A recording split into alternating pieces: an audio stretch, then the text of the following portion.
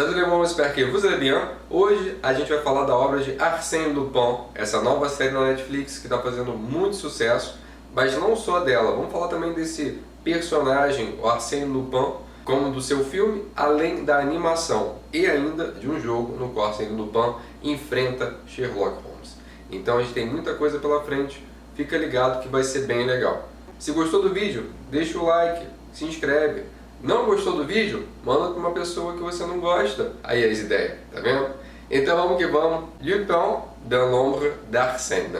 Ah, mas rapidinho chegamos a 1000, passamos do 1000, olha que legal. E aí, olha só o que o YouTube me mandou. Ah, não, mentira, eles nem se importam. Me mandaram um e-mail, na verdade, dizendo parabéns, você passou dos 1000. E agora você precisa só de 4000 horas de visualização para que você possa virar um parceiro do YouTube. E eu acho que eu não consigo botar isso de novo, não. Mas enfim, vamos pro vídeo, vamos para Arsène Lupin. Vamos para Lupin dans l'ombre d'Arsène. Para quem não sabe, Arsène Lupin é um personagem fictício francês que surge no início do século XX, 1905. O criador do Arsène Lupin é Maurice Leblanc, e ele vai gerar a obra de Arsène Lupin até mais ou menos até a década de 40, quando ele morre. Tem uma obra imensa sobre Arsène Lupin. Mas quem é Arsène Lupin? Arsène Lupin ele tem basicamente dois períodos literários. No primeiro período, onde ele é de fato um ladrão gentil, digamos assim, galanteador, tem um charme, né? Aquilo que a gente vai ver reproduzido em diversas obras literárias, em diversos filmes, por exemplo, daquele personagem principal que é bonito, que é sedutor. Existe ali uma valoração desse tipo de personagem. E no segundo momento, que já pode até indicar para onde a série vai caminhar, que ele se torna muito mais patriota e ele... Eu não li a obra, obviamente, eu li alguns livros da obra, mas eu estava lendo, no segundo momento ele se torna mais patriota e até um detetive, que pode até indicar para onde essa série da Netflix vai caminhar. Não sabemos ainda porque está muito cedo. Mas falando especificamente da obra da Netflix, vamos começar por ela. A obra da Netflix é boa? De uma forma geral, sim. Eu acho que é uma obra muito fluida. Quem gosta desses planos mirabolantes, que no final ele vai te dar aquela surpresa, ah, foi assim que ele fez. Eu acho que logo no primeiro capítulo você já perde o fôlego ali com as ideias do Arsène Lupin. Só que, pra mim, essa série, você tem que ir de coração aberto. Eu posso aceitar isso e meu coração continua aberto. Né? Por que de coração aberto? Porque o foco da série é nos grandes feitos do personagem, mas você tem que aceitar o que ele é capaz de muitas coisas sem explicação. Por exemplo, não é um grande spoiler isso, tem um momento que ele consegue tirar as algemas que estão presas. E você fala, ok, será que a polícia francesa não sabia que existia esse segredo das algemas?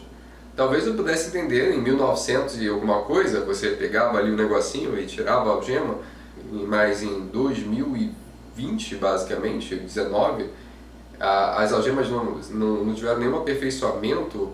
Ou então, por exemplo, para fazer os grandes roubos, tem um momento que ele rouba um crachá, e na minha cabeça, questionador, eu penso, tá, mas se o cara roubou o crachá, eu, enquanto funcionário, eu vou avisar a empresa para poder entrar ali, poder trabalhar, e aquele crachá que foi roubado, ele vai ser cancelado. É assim que funciona nas empresas. Quando eu trabalhava numa empresa, por exemplo, se o crachá era perdido, pedia outro, e você vai ter que aceitar isso. Esse é o primeiro ponto.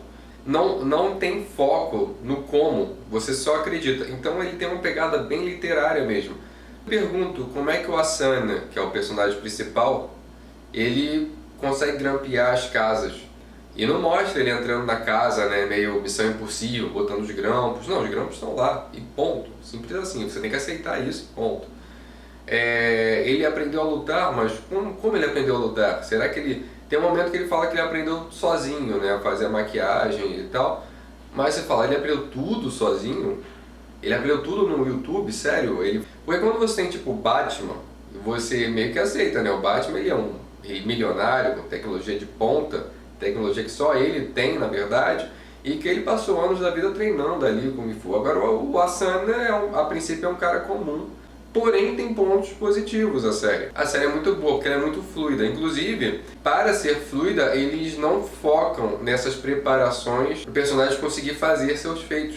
No primeiro episódio mesmo, você já tem ali um episódio que você fica sem fôlego no final, falando, caramba, foi assim que ele fez, que incrível e tal. Além disso, a pegada, a ideia que eles tiveram de não ser um remake do Arsène Lupin, que inclusive isso foi uma crítica, como assim o Omar Sy, ele vai gravar o Arsène Lupin? E a pegada foi ótima, não é o Lupin, né, que está ali no mundo moderno, não, é uma pessoa que se inspirou na obra de Arsène Lupin, que ficou fã do Arsène Lupin, um personagem principal negro, que a princípio, para mim, não é o bastante, né? Por que eu digo não é o bastante? Você tem ali um personagem principal negro e um elenco, a princípio, todo branco. É claro que, e na verdade, a série ele tenta justificar isso no sentido de que o Arsène, ele viveu a vida ali numa escola de elite, então a princípio ele não conviveu com pessoas negras. Isso justificaria todo o elenco ser branco. Mas caramba, em 2020 a gente ainda tem que usar o roteiro e porventura o outro personagem negro, por coincidência de roteiro, é a pessoa que segue o Asana. E se você já viu a série, você sabe do porquê era necessário que ele fosse negro, porque depois o plano do Asana não funcionaria. Então eles tentam ali trazer uma questão racial para a série, mas eu acho que eles falham, eu acho que ainda é muito fraco. Inclusive eles têm essa pegada, né, de justificar o crime do Asana por serem pessoas que de certa forma exploraram ali a África, né, exploraram países da África que não viam aquela população como pessoas. Então eles tentam dar justificativa para você ter uma empatia com a Asana, assim como, talvez por terem sido poucos capítulos, eles não trabalham muito bem a profundidade dos personagens, os antagonistas. Então, por exemplo, quando você tem ali o grande vilão do Arsène Lupin, ele é retratado como se fosse uma pessoa má, porque a ideia do Arsène Lupin é realmente bem literária. Você pensar no Arsène enquanto bom e você pensar nos outros enquanto maus. E assim você vai entender e aceitar o que o Arsène faz, enquanto que você vai odiar e vai desejar que o outro ele sofra. Mas é claro, falando assim parece que eu odiei a série. Não é o caso.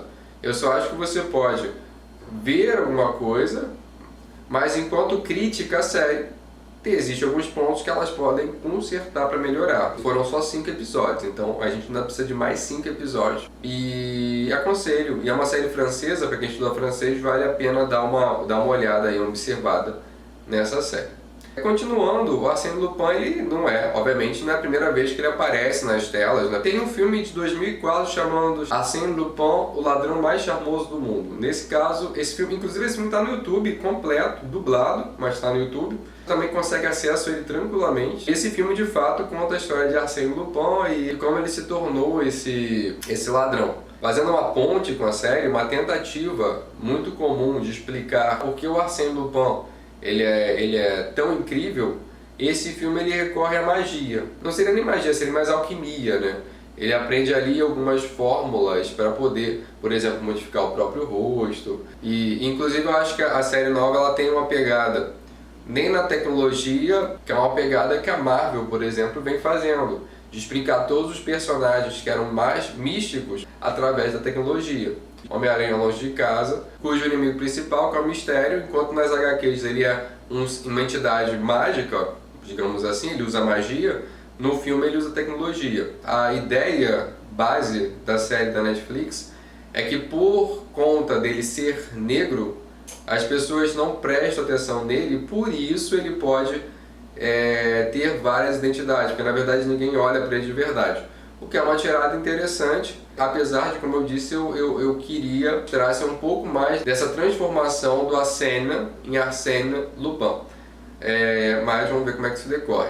Arsène Lupin, o ladrão mais charmoso do mundo. É um filme que também é bom, eu acho que é uma pipoca. Tem aquele personagem estereotipado que a gente vai encontrar em vários filmes, que é o homem sedutor, né? Quase por mágica, ele tem aquele olhar sedutor que faz com que mulheres se apaixonem por ele. A gente tem na dramaturgia diversos personagens assim, sendo muitas vezes o ideal masculino, né? Tipo, o homem ideal é aquele homem que é capaz de fazer isso.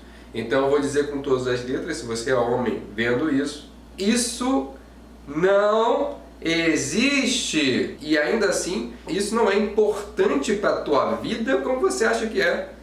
Real, assim, sério. Você não precisa conquistar todo mundo não para se sentir bem. O seu valor não está atrelado ao número de pessoas que você conquista. Então, só para fazer essa ressalva. Mas continuando, esse filme conta a história de Arsène Lupin. Ele perde o pai muito cedo, então ele tem esse ódio, né, pela nobreza, porque a princípio, assim como na série, os ricos, os nobres, são os culpados pela perda do pai. E aí ele cresce cometendo esses pequenos furtos, né, sociais. De repente você tem uma feiticeira milenar ali que nunca se apaixonou por nenhum homem e olha para Arsène e fala: é ele, esse é o homem que eu amo de verdade, esse é o homem que eu nunca vou enganar. Isso me incomoda um pouco. Gostaria de pensar que é porque é um filme antigo, mas nem é, 2004. Se você faz uma comparação com a animação que é Lupin 3 do Miyazaki, que é uma animação de 79, que se chama Lupin III, Castelo de Cagliostro, que é uma animação incrível, assim, de verdade. O Miyazaki, por exemplo, ele insere uma personagem feminina, porque ele acredita nessa questão de mulheres fortes. Ele diz que ele teve uma família com mulheres fortes, então ele faz questão de colocar uma personagem feminina. E a animação de 79, apesar do traço datado a 79, ela é incrível. Inclusive essa animação ela tá na Netflix, é bem fácil de assistir também, que conta a história do Lupin III, que a princípio é o neto, né, a terceira geração de Arsène Lupin. Tem ali a pegada que o Lupin é um legado. Como eu disse, geralmente você tem dois caminhos para explicar por que o personagem ele é incrível. Nesse caso, o personagem ele tem uma tecnologia, ele tem até um cintozinho, não um cintozinho do Batman, mas ele tem aquele cinto com gancho. Ele volta a uma terra na qual ele visitou no passado e onde ele teve a vida em risco e foi salvo pela princesa. E daí ele tem uma dívida moral com essa princesa e vai ajudá-la a fugir de um casamento arranjado por um duque que queria se tornar o soberano daquela terra. Existe a animação mais recente de 2015, que eu não vi, pretendo ver. E finalmente, você tem um jogo eletrônico que é Sherlock Holmes vs Arsène Lupin. Obviamente, como vocês podem perceber, eles colocam o Sherlock Holmes na frente, porque você controla Sherlock Holmes naquela tentativa de capturar Arsène Lupin, o que me lembra muito aquela outra personagem, Carmen Sandiego. Eu joguei esse jogo, eu joguei o início desse jogo, do Sherlock Holmes versus Arsène Lupin na Twitch. Pô, você podia me dizer pra onde fica, né? Dá uma ajuda aí. Je n'ai aucun intérêt à aller par là. Eu tô ligado que você não tem, mas você pode me dizer. Porque se você me dizer pra onde você não quer ir, você podia me dizer pra onde você quer ir, não sei, só Non, je n'ai rien à lui demander. Pô, tem sim, tipo, onde tá a livraria? Seria uma boa tu perguntar, né? Que eu criei uma conta na Twitch para poder exibir filme e poder jogar também algumas coisas. Então, quem quiser, só me seguir lá. Para quem está aprendendo francês, é um jogo mega interessante, porque você vai ter que ler, então você já tem que ter um nível legal, você pode colocar em inglês ou em francês, você vai ter que ler muito bem, e você vai ter que resolver os enigmas em francês ou em inglês. Então, não é um jogo que você pode jogar se você não domina ali o outro idioma, seja qual for. E eu acho que não tem em português, então você não tem essa opção. E na Amazon você consegue a obra do Arsène Lupin. Eu comprei a obra inteira do Arsène Lupin por menos de R$6. Em francês, é claro. Quando eu fui ler eu fiquei meio triste porque eu fui abrir o Kindle e tava assim, faltam 91 horas para você acabar de ler. E aí deu uma certa tristezazinha. Mas tem algumas obras na Amazon do Arsène Lupin. Se você não quiser a última edição de capa dura em português, eu acho que tem algumas obras em português que tá de graça ou muito barata. Em francês eu tenho algumas obras que estão de graça, assim como em inglês também. Então você tem aí um universo, né? Você tem um Lupinverso, né, a explorar. É isso, eu espero que vocês tenham gostado. Deixa o like, curte, compartilha. Tento colocar vídeo toda quinta-feira às 18 horas, às vezes não dá. Me segue nas redes sociais, coloca nos comentários o que você já assistiu ou leu de Arsène Lupin e o que você achou. Merci bien, à la prochaine.